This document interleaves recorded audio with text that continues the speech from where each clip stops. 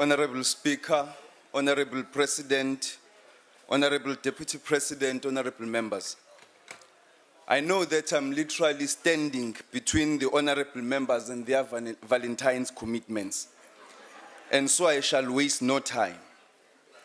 The Honorable President has already outlined what was an extensive and very visionary State of the Nation address, beckoning us to do more together and united in our diversity, to advance our historic mission of total emancipation and construct a national democratic society with high rates of growth and shared wealth. Never has a vision been so eloquently articulated through concrete projects as in what the President outlined in such comprehensive fashion and with such admirable thoroughness, such that words alone, no matter how beautiful, would seem wholly inadequate. The central theme of the President's message was that we need to act urgently and concretely to get South Africa working, growing, and moving. The vision advanced by the President beckons us to pursue a growth-enhancing economic response path that places at the core infrastructure development and directly deals with structurally entrenched industrial weaknesses, amongst which is investment in social and economic infrastructure. The development state paradigm has no space for fatalism, but encourages pragmatic, creative policy thinking, which takes into account the strategic focus of the state, the institutional architecture, the organization of the state, technical capacity, and the political will to take hard decisions that powerful actors or interest lobby groups would otherwise evade. The SONA is predicated on the government's willingness to correct market failures through infrastructure investments as a mechanism to facilitate economic transactions. As outlined by the President, the state-owned companies are but one of the vehicles for the achievement of the national objectives. The program outlined in the SONA could potentially position South Africa as a manufacturer of capital and intermediate goods through investment in localization programs. The program seeks to meet the global demand for our natural resources, exploit economic opportunities in various routes, and present a new opportunity in particular for the manufacturing industry to create downstream linkages, whilst the electrification program is responding to our growing economy and seeks to ensure the security of supply with a long-term objective of reducing the carbon footprint by 2030 and building technical expertise that could be converted into a national asset for Global South electrification program. Already through the construction of Medupi and Kusile power stations, the socio-economic impact of Eskom in these communities is massive. The next step is to encourage provincial and local governments to use the technical capacity created by this investment to stimulate local economic development. By its nature, the developmental state is the manager of strategic sectors of the economy and reallocation of resources to productive sectors. Infrastructure is critical for South Africa to break free from the minerals complex economy and diversify to build a dynamic economy. We believe that through the public infrastructure program, we're not only testing our ability to facilitate cross-pollination between the public and private sectors, but we will be writing a growth story that is unique in the South African context. In that regard, government is determined that it should provide the leadership requisite for infrastructure rollout to take place, including through resolving all bureaucratic impediments to the speedy and successful implementation of projects. For example, we have acted swiftly to eradicate the obstacles that might impede the implementation of the coal corridor expansion from Waterberg by engaging our Swazi colleagues at ministerial level to ensure the commencement of the work towards the 146-kilometer Swazi rail link. Ministers in the cabinet understand that the successful implementation of these projects is not merely the responsibility of the relevant state-owned companies, but they are taking the lead. Furthermore, we understand that the Department of Public Enterprises must intensify its focus on its three functions as the shareholder, stakeholder, and change manager. The issue of organizational capacity requires that we continue to pay attention to the strength of our SOCs, their internal leadership capabilities, as well as financial viability. With regard to Transnet, the company has strong and solid leadership and has been enjoying positive results recently, which have strengthened its balance sheet and enabled it, as the President stated it, to review its capital expenditure plan from 110 billion rand in 5 years to 300 billion rand in 7 years. This emboldened capital expenditure plan is intended to satisfy validated demand and, more importantly, to shift the Transnet CAPEX spend away from focusing on investment backlog, as is currently the case, towards expanding capacity to meet market demand by enabling volume growth, capturing operational efficiencies, expanding funding sources, and expanding South Africa's economic transformation by supporting the new growth path. The focus of this market demand strategy is on growth in order to reposition South Africa as a key global coal, iron ore, and manganese supplier, as well as the leading logistics hub for sub-Saharan Africa and global reference for container and heavy haul operations. This will make Transnet one of the largest employers in South Africa, one of the top 5 global freight railways, and one of the top 5 South African companies in terms of revenue. Its overall headcount will grow by 25% by 2019, from 59,102 workers currently to 73,962, whilst indirect jobs are estimated to increase to 194,303. 7.7 billion rand will be spent on training in the next 7 years to upskill the workforce, and the intake of apprentices will increase from 500 per annum to 886 per annum by 2019.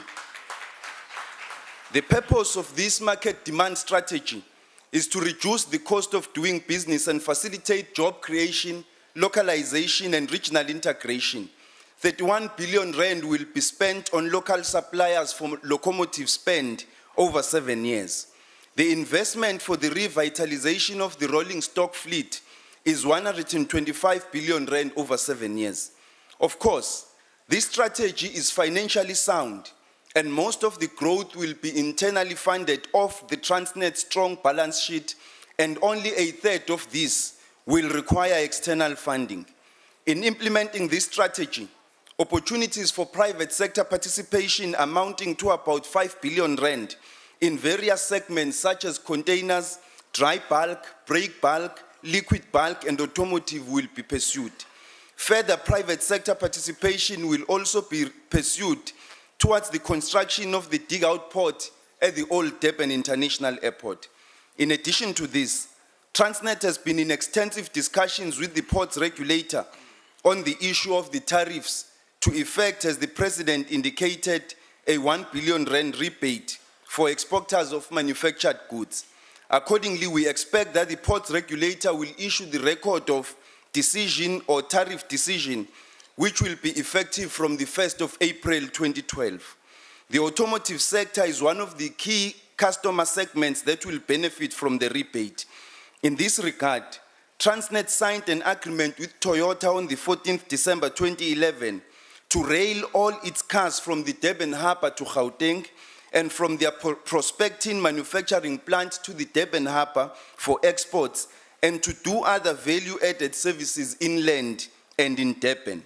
Further to this, Transnet will create additional container handling capacity, particularly in Durban, in order to ensure that it is able to meet the demand.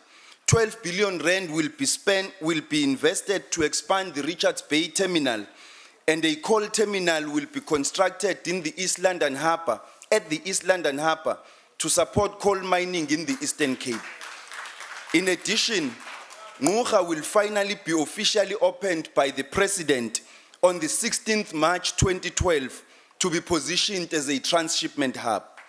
It is important to continue operating the container terminals as a complementary system in order to optimize the volumes that can be handled through the South African port system. At the same time, after engaging NERSA, Eskom should be able to report to the President, government and the public within 4 weeks about the electricity pricing path favorable to economic growth and job creation. This has been made possible by Eskom's strong financial and operational position, which has enabled some flexibility in how it funds and spends its capital and to introduce internal efficiency measures not previously possible. Because of this, the company has refined its capital expenditure numbers, re-evaluated its debt funding approach, and performed a detailed interrogation of the future energy demand forecast to enhance its accuracy. But for this to happen, we must manage the electricity demand, and all South Africans must work together to reduce their electricity consumption by 10% through more efficient usage, in which regard we will need a pact, especially with big business, to use electricity more efficiently and reduce consumption, but hopefully to maintain current production levels. We will also need to gain more certainty around Eskom's input costs, especially coal price increases over the next 5 years, and a pact will be needed with its suppliers, with the suppliers of coal, to limit price increases to the absolute minimum, preferably in the single-digit percentages year on year. And Eskom will also need to engage with ratings agencies to ensure that its investment outlook remains stable. In this light, and to provide more certainty to the investor community, Eskom might have to revise its price path going forward without jeopardizing its commitments. The medium-term risk mitigation plan allows that the electricity supply-demand balance, shows that the electricity supply-demand balance will remain tight until both Medupi and Kusile power plants begin operating. In the interim, efforts are needed from all sectors of society to ensure that the balance is maintained and load shedding does not happen.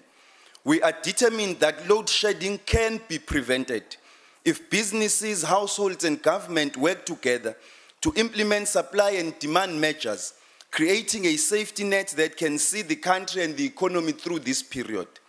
Additional capacity of 3,000 megawatts is needed to ensure a comfortable reserve margin.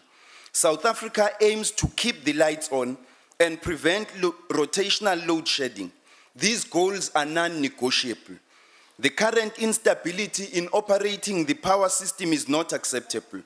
We need to move from crisis management to reliably providing electricity with scheduled windows for maintenance. This moment calls for responsible citizenship on the part of individual and corporate citizens of South Africa. Towards this effect, we are implementing the 49M campaign aimed at mobilizing individual South Africans to save electricity in their households.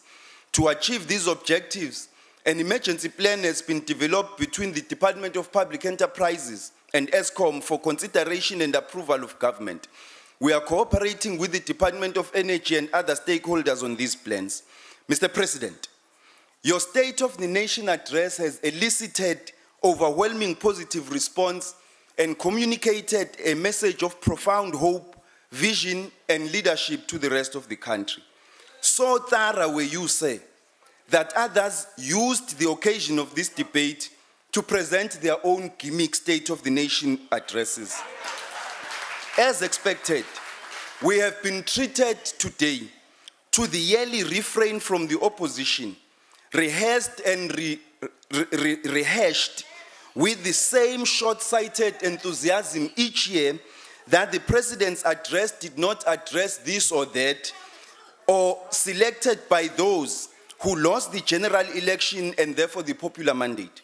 Quite frankly, we should now be spared such hollow and tired rhetoric and simply be referred to the previous year's archives, and maybe then we could have finished early to attend to our Valentine's commitments. Aristotle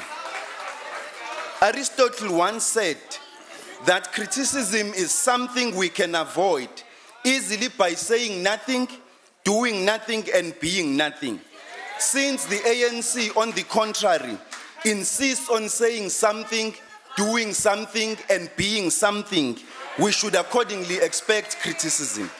Failing to curb her inexplicable eagerness, the camera-prone Honorable Malusi had to please her constituency eager for doomsday news and criticize the State of the Nation address a week before it was delivered. On the contrary, the DA leader, Honorable Helen Zille, applauded the President's focus on the infrastructure and correctly challenged government to cut the red tape in order to create jobs. Quite clearly, you have the starkest contrast here between the DA leader, whose stint as Premier has exposed her to the challenges and intricacies of running a government, and the Honorable Mazibuko moving. The opposition should not limit their understanding of being in this house to be purely for the sake of opposing. If this be the case, I can assure them that they do not need so many seats just perpetually to say no. The Honorable Lekota's speech had this pitfall. He spoke so eloquently about job losses and people taking other people's jobs. I nearly believed him until I was reminded of Mr. Shilowa and wondered why his job was taken and who took his job. The Honorable Steenhuisen was quite opinionated for a newcomer. He tells us about the beautiful Western Cape model, but what does this model tell us? It tells us of 1 billion rand corruption in the communications advert tender. It tells us of no transformation. It tells us that women must stay out of government and probably remain in the kitchen. He says that the president must side with the poor. The president did this long ago when he joined the struggle to defeat the system that the Honorable Steenhuisen continues to benefit from and which he defends so vociferously. The president chose the poor long before Mr. Steenhuisen was even an idea in the minds of his parents.